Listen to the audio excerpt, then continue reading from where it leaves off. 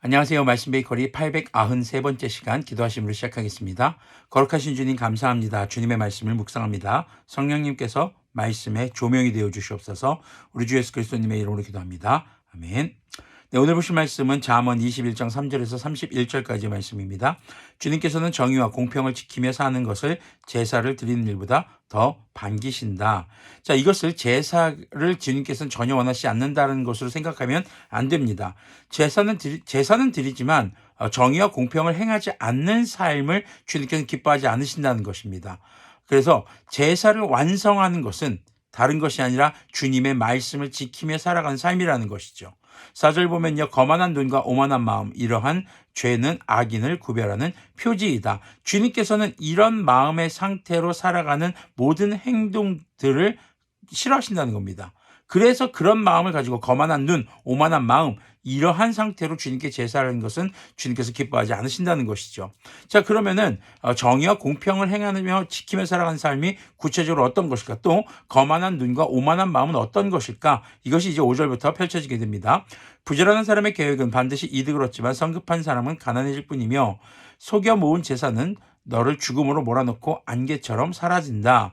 자, 부지런한 것이 중요합니다. 성실한 것이 중요합니다. 성급하다는 것은 빨리 얻기 위해서 무엇인가를 속이게 되겠죠. 그것은 결국 자신을 패망의 길로 이끌게 됩니다. 7절 보면요. 악인의 폭력은 자신을 멸망으로 이끄나 그가 바르게 살기를 거부하기 이끄니 그가 바르게 살기를 거부하기 때문이다. 왜 폭력적인 방법을 쓰는 것인가요? 바로 성급함 때문입니다. 내가 원하는 것을 빨리 얻고 싶기 때문이죠. 죄인의 길은 구부러졌지만 깨끗한 사람의 행실은 올바르다. 그래서 하나님께서는 부지런하게, 성실하게, 성급하지 않고 폭력적이지 않은 그런 것을 속이지 않는 이런 것을 주님께서는 정의와 공평의 삶으로 원하신다는 것이죠. 9절 보면은요. 다투기를 좋아하는 여자와 넓은 집에서 함께 사는 것보다 차라리 다락 한 구석에서 혼자 사는 것이 더 낫다. 자, 9절부터 19절까지는요. 이런 가정 안에서 부부관계에 대한 얘기입니다. 여기 여자만 등장을 하지만 이 기록이 다분히 남성 중심적인 기록이었습니다. 그럼 지금으로 본다면 배우자 서로 간에입니다. 상호 간에 다투기를 좋아하는 여자 혹은 남자 둘 다 대입이 되는 거죠. 다투기를 좋아하는 여자와 넓은 집에서 사는 것보다 아무리 넓고 좋은 집이어도 다투는 배우자와 사는 것은 너무 괴로운 일이라는 것이죠. 자, 10절 보면 악인은 마음에 악한 것만 바라니 가까운 이웃에게도 은혜를 베풀지 못한다. 자, 이웃에게 은혜를 베풀지 못하는 악한 마음을 가지고 있는 배우자, 살기 힘들다라는 겁니다. 오만한 사람이 벌을 받을수록 어수룩한 사람이 깨닫고 지혜로운 사람이 책망을 받으면 더 지식을 얻는다. 자, 그런 사람들이 벌을 받을 때 주변에 있는 사람들이 깨닫게 될 것이라는 거죠. 의로우신 하나님은 악인의 집을 주목하시고 그를 재앙에 빠지게 하신다. 그렇기 때문에 하나님께서 벌하시는 악인의 집이 되지 않기 위해서는 지혜로운 자, 의를 행하는 자와 함께 사는 가정을 꾸리는 것이 중요하다는 것입니다. 가난한 사람의 부르짖음에 귀를 막으면 자기가 부르짖을 때에 아무도 대답하지 않는다. 아까 말했던 것처럼 이웃에게 은혜를 베풀지 않기 때문에 자신이 그 은혜가 필요할 때 아무도 도와주지 않는 것이죠. 은밀하게 주는 선물은 화를 가라앉히고 품속에 넣어주는 뇌물은 격한 분노를 가라앉힌다. 자, 뇌물은 항상 부정적으로 등장을 했습니다. 근데 여기에서 지금 다소 지금 긍정적인 것으로 등장을 합니다. 바로 목적이 있습니다. 화를 가라앉히는 것, 폭력적인 상황을 멈추게 하는 것, 이런 것이 오히려 더 좋은 것. 뇌물도 오히려 이런 목적으로 쓰인다면 더 나은 것이다라는 것이죠. 뭔가 이익을 얻기 위해서가 아니라 악을 멈추게 하기 위해서입니다. 정의가 실현될 때 의인은 기뻐하고 악인은 절망한다. 슬기로운 길에서 빗나가는 사람은 죽은 사람들과 함께 쉬게 될 것이다. 결국 죽음에 이른다는 것이죠. 향락을 좋아하는 사람은 가난하게 되고 술과 기름을 좋아하는 사람도 부자가 되지 못한다. 배우자가 향락과 술과 이런 쾌락적인 부분에 취해 있다면 정말 살기 힘든 그런 삶이 되는 것이죠. 다투며 18절 악인은 의로운 사람 대신에 치르는 몸값이 되고 사기꾼은 정직한 사람 대신에 치르는 몸값이 된다. 결국에 악인과 사기꾼 이들은 전부 다 하나님 앞에 심판을 받고 정직한 사람만이 주님의 구원을 받게 되는 것을 말합니다. 다투며 성내는 아내와 함께 사는 것보다, 아까도 말씀드렸지만 배우자입니다. 다투며 성내는 배우자와 함께 사는 것보다 광야에서 혼자 사는 것이 더 낫다. 우리가 정의를 행하는 삶, 주님의 자녀다운 그리스도인다운 삶을 살기 위해서 우리가 어떤 배우자를 만나야 할 것인가도 굉장히 중요한 덕목으로 우리가 잠언을 통해서 볼 수 있습니다. 20절을 계속 보면요.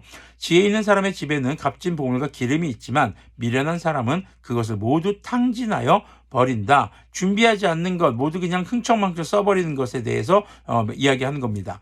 정의와 신의를 쫓아서 살면 생명과 번영과 영예를 얻는다. 지혜로운 사람은 용사들이 지키는 성에 올라가서 그들이 든든히 믿는 요새도 무너뜨린다.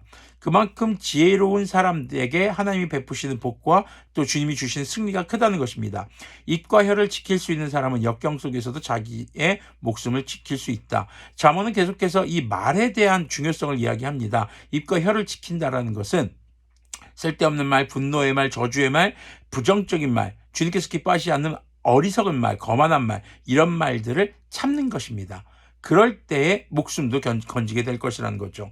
교만하고 건방진 사람은 오만한 자라고 하는데 그런 사람은 우쭐대며 무례하게 행동한다. 게으른 사람의 욕심이 스스로를 죽이기까지 하는 것은 어떠한 일도 제 손으로 하기를 싫어하기 때문이다. 악인은 온종일 탐하기만 하지만 의인은 아끼지 않고 나눠준다. 자, 지금 교만한 사람 그리고 게으른 사람, 지금 악인이라는 것은 어리석은 사람, 분별력이 없는 사람입니다. 교만한 사람, 자기가 중심입니다. 자기의 니즈, 자기가 원하는 것, 욕망, 이것을 따라 사는 사람입니다.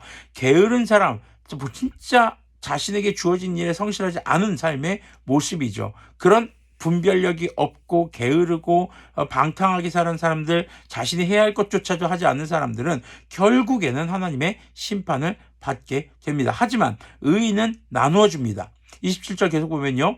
악인의 재물이 역겨운 것이라면 악한 의도로 바치는 것이야 더욱 그렇지 않겠는가. 자, 악한 의도로 주님께 바치는 것, 악한 의도가 무엇이 있을까요? 우리가 주님께 예물을 드리는 것, 우리가 지금은 교회에서 헌금을 하죠. 예전에 제사를 드렸습니다. 이것이요 결코 무엇을 바라면서 드리는 것이 아닙니다. 구약에서의 제사는 죄 사함을 위해서 내 죄를 대신 지고 이 심식이 죽어간다는 것에 대해서 제사하는 것이고, 또 주님께 예물도 드렸습니다. 10의 1조라든가. 그럼 이 모든 소유가 주님의 것이라는 것을 인정하는 것입니다. 즉 주님께서 주신 것에 대해 감사하며 하는 것입니다. 그러나 하나님과 딜하는 그런 우리의 헌신들, 이런 것들이 악한 의도로 바치는 것이라고 볼 수 있겠죠. 자, 위증을 하는 사람의 증언은 사라지지만 사실대로 말하는 사람의 증언은 채택된다. 결국 진리가, 진실이 승리하게 된다는 것입니다. 악한 사람은 얼굴이 뻔뻔스러우나 정직한 사람은 자기의 행실을 잘 살핀다. 악한 사람은 그냥 뻔뻔하게 대하지만 정직한 사람, 선을 행하는 사람은요 끊임없이 자신의 삶을 살피게 됩니다. 신앙생활도 오래 하면 오래 할수록 나 자신이 거룩하다라고 함부로 말할 수 없습니다. 자신의 삶을 계속해서 돌아보기 때문이죠. 그 어떠한 지혜도 명철도 계략도 주님을 대항하지 못한다. 세상의 지혜, 명철, 계략, 이 모든 것들이 주님 앞에서는 아무것도 아닌 것입니다. 전쟁을 대비하여 군마를 준비해도 승리는 오직 주님께 달려 있다. 자, 오늘 우리의 말씀은요, 예배의 완성은 과연 무엇을 통해서 이루어지는가 하는 것입니다. 주일날 예배하는 것, 우리가 주님께 헌신하고 봉사하고 주님께 예물을 드리는 것, 네, 나쁜 것이 아닙니다. 그런데 우리의 삶이 정의를 행하지 않고 게으르고 거만하고 악한 자의 삶으로 살아간다면 결국 이 예배는 죽은 예배입니다. 한마디로 하나님께서 기뻐하지 않는 예배인 것입니다. 우리의 예배의 완성은 주일날 교회에서 드리는 예배는 예배의 시작점입니다. 그리고 주중에 우리의 평상시의 삶이 늘 주님의 말씀을 따라 정의를 행하는 삶으로 살아갈 때 비로소 주님께서 기뻐하시는 예배가 완성되는 것이며, 그리고 그것은 구원의 완성, 바로 예수님이 다시 오실 때까지 이 구원의 삶을 떠나지 않는 그러한 복으로 우리에게 주어질 것이라는 것이죠. 여러분들의 지금 오늘의 삶이 우리가 주일날 드리는, 또 주님께 드리는 그 주님께 행하는 예배의 완성이 된다는 것을 기억하시기를 바랍니다. 기도하겠습니다. 거룩하신 주님 감사합니다. 주님의 말씀을 묵상했습니다. 오늘 하루에 우리의 삶이 주님의 말씀을 따라 살아가며 우리가 주님의 말씀을 기준으로 선과 악을 구별하여 선은 행하고 악에서는 돌아서는 삶으로 주님께 행하는 모든 예배가 거룩하게 완성될 수 있기를 간절히 소망합니다. 우리 주 예수 그리스도님의 이름으로 기도합니다. 아멘.